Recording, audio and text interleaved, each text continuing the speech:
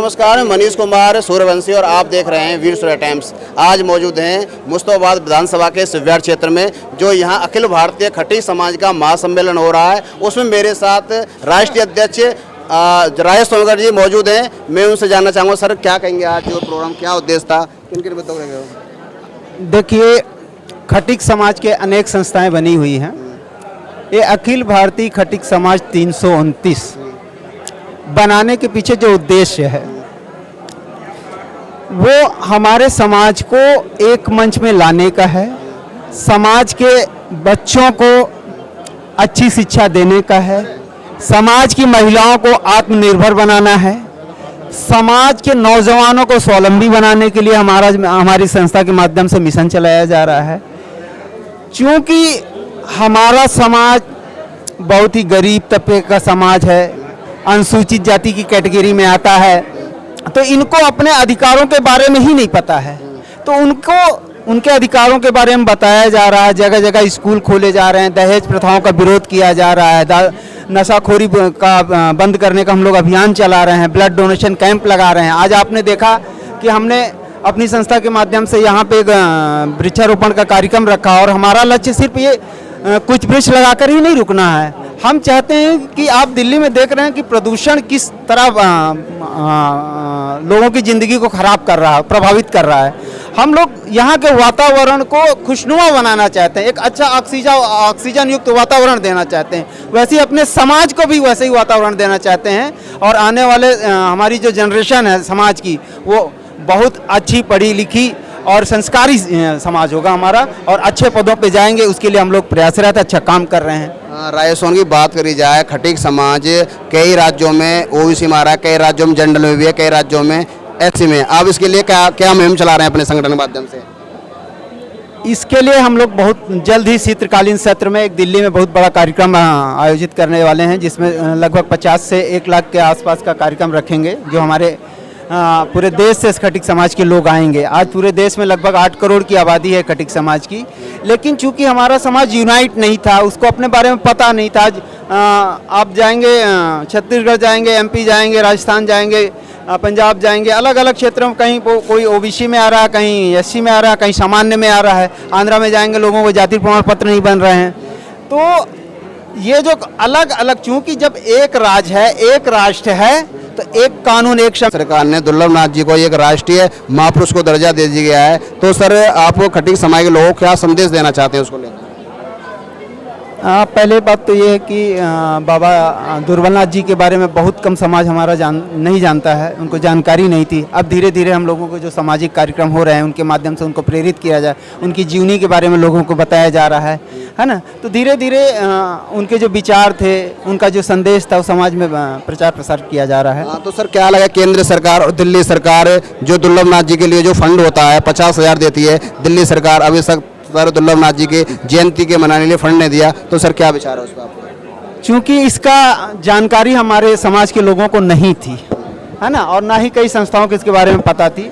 तो इन सभी जानकारियों को लेकर के तो हम आज यहाँ कार्यक्रम कर रहे हैं। लोगों को जानकारी देंगे, उनको बताएंगे कि हमारे अधिकार क्या हैं, हम उनको कैसे हासिल कर सकते हैं, उन सब विषयों पे ही हम लोग हमारा एक कार्यक्रम है। तो सर ज़्यादातर जो समाज है, खटीक समाज है सर, 2 भागों में बटा हुआ है। एक तो सर राम को मानने वाला और एक बाबा साहब डॉक्टर अम्बेडकर को मानने वाला है। तो इसके लिए समाज को क्या संदेश देना चाहते हैं सर? देखो, हम समाज को कहते हैं आडंबरवाद से बाहर आओ, सच्चाई को जानो। यदि हम ये कह रहे हैं कि ये मूर्ति है, तो मूर्ति है, लेकिन इसकी सच्चाई के बारे में आपको जानना पड़ेगा। यदि हम कह रहे हैं कि ये मोबाइल है और ये किताब है, इसके पढ़ने से आपको ये फायदा होगा, तो हमें लगता है कि वो किताब पढ़ना चाहिए, ना कि वो मूर्ति पूजा पे हमको विशेष ध्यान देना चाहिए। 329 पे है, जिसके राष्ट्रीय अध्यक्ष राजेश सोनकर जी हैं। वो अपने कुछ भावनाएं अपने समाज को नई तरीके से, नई सोच से, नई अंदाज से सबके अंदर बिखेरना चाहते हैं।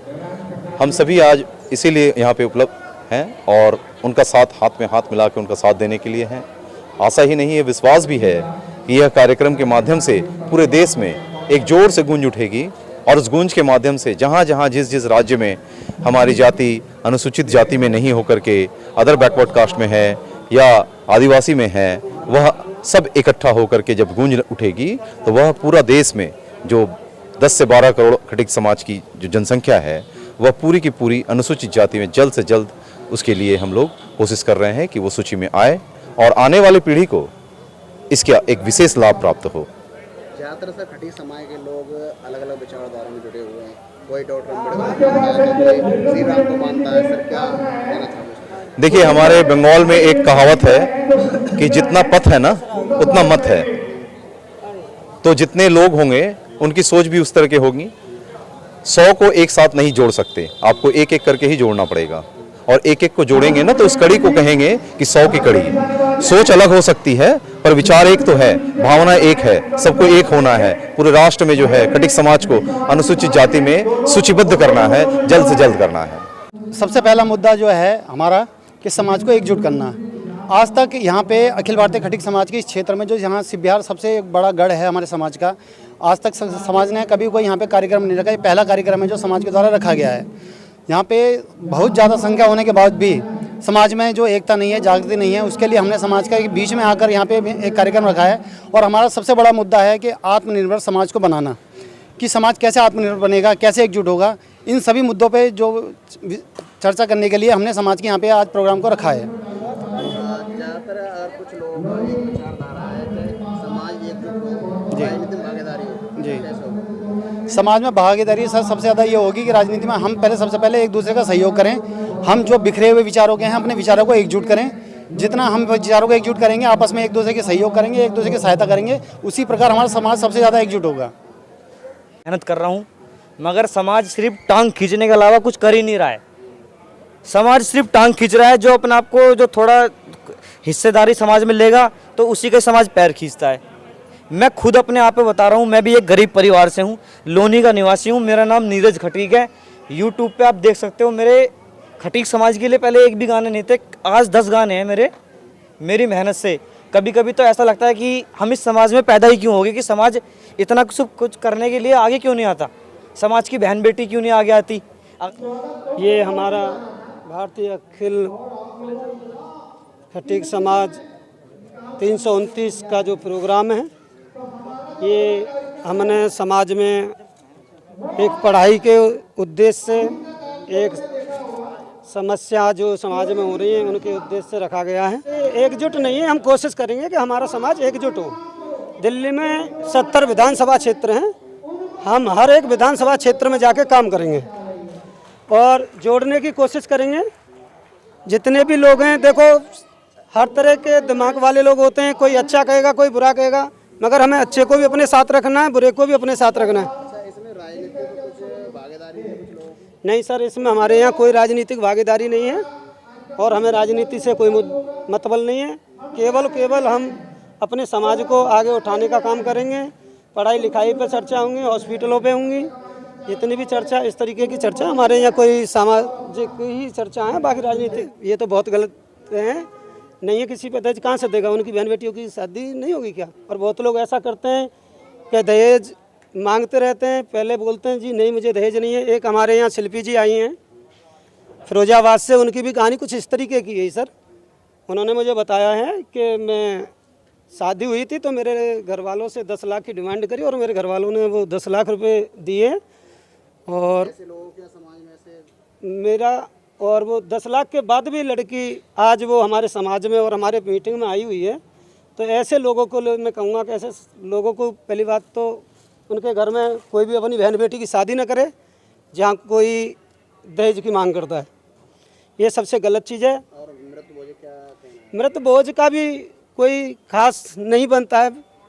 बाकी सब लोगों की इतना बड़ा मैं योग्य भी नहीं हूँ जो इस बारे पे मैं कुछ कहना नहीं चाहूँगा। खटीक समाज का परचम लहराने का कार्य कर रहा है हर सामाजिक संगठन, और जो ये प्रोग्राम हो रहा है ये खटीक समाज की एकता को आगे बढ़ाने के लिए, ताकि हर चीज़ की सुविधा मिल सके और हमारा जो समाज है राजनीति में आगे जा सके, पढ़ाई में भी आगे जा सके, खेल खिलाड़ी वगैरह में भी आगे जा सके।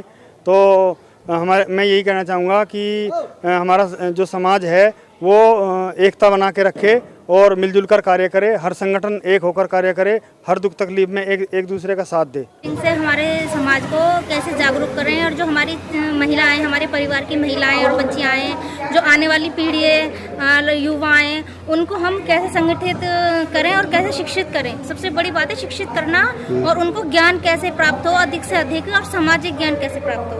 और उनके लिए हमें पढ़ाई सबसे पहले पढ़ाई ज़रूरी है। अगर हमारे बच्चे अच्छे अच्छे स्कूल, कॉलेज, यूनिवर्सिटी पढ़ेंगे और अच्छे पद पर बैठेंगे तो समाज का कल्याण होगा और हमारा कल्याण होगा, हमारे समाज का नाम रोशन होगा, देश का नाम रोशन होगा। बाहर निकले, देखो मैं भी महिला हूँ, मैं भी घर में रहती हूँ, मुझ पे भी घर का काम है, सब कुछ है, लेकिन मैं उस काम को भी देखते हुए और समाज को भी देखना चाहूँगी क्योंकि समाज से मेरी पहचान है।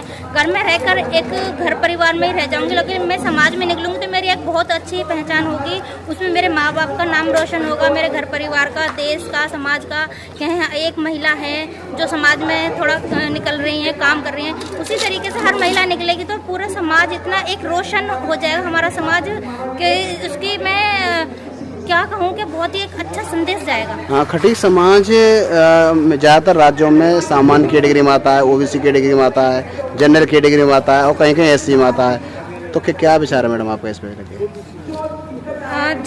जहाँ सामान्य कैटेगरी में आता है, मैं वहाँ की सरकार से अपील करना चाहूँगी कि जो हमारा एससी वर्ग है, हमारा एससी वर्ग में ही रहने दो। हमें सामान्य और जनरल कैटेगरी नहीं चाहिए। हम तो